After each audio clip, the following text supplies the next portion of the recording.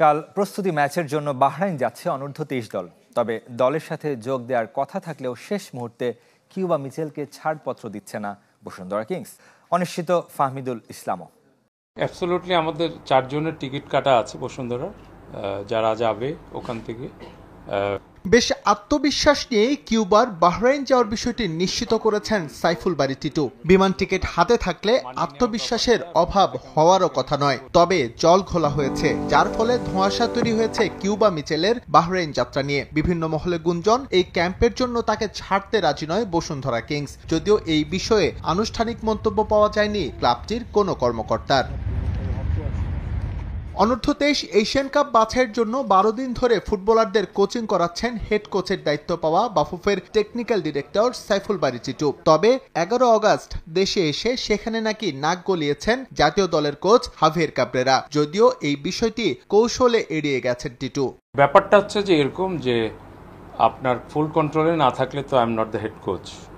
এবং আরেকটা জিনিস হচ্ছে কন্ট্রোল বলতে আমরা কতটুকু বুঝি, কন্ট্রোলের প্যারামিটারটা কি।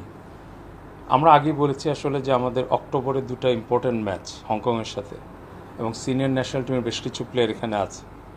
সো আমরা ওই গেম মডেলটা ঠিক রাখার জন্যই আমরা কাজ করছি, যেহেতু হ্যাভিয়ার অনেকদিন ধরে ন্যাশনাল টিমে কাজ করছে। সো তার গেম মডেলটা এখানে আসাটা এমন কোনো অবাক হওয়ার ব্যাপার না।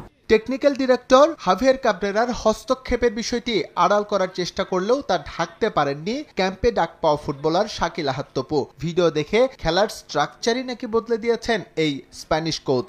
খেলার স্ট্রাকচারটা আর কি একটু ল্যাকিং ছিল, ওইটা নিয়ে সে কাজ করছে।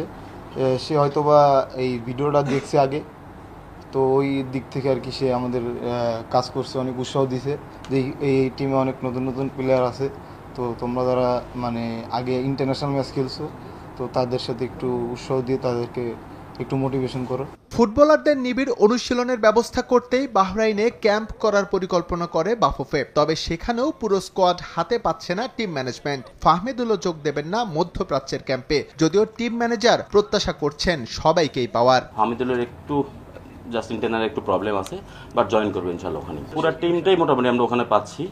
তো দেখা যাচ্ছে যারা বসুন্ধরা কিংসের ওরা আগামীকালকে আসতেছে, আমরা তো এখান থেকে কালকে 9:30 ফ্লাইট এখান থেকে যাব, তো পুরোপুরি টিমটা ওখানে পাবে। কোচিং স্টাফ একটা ভালো জিনিস হবে, এখন যেহেতু 2টা প্রস্তুতি ম্যাচ আছে ওখানে খেলা যাবে। অনুশীলন করার পাশাপাশি বাহরাইন অনূর্ধ্ব 23 দলের বিপক্ষে 18 ও 22 আগস্ট দুটো প্রীতি ম্যাচ খেলবে বাংলাদেশ।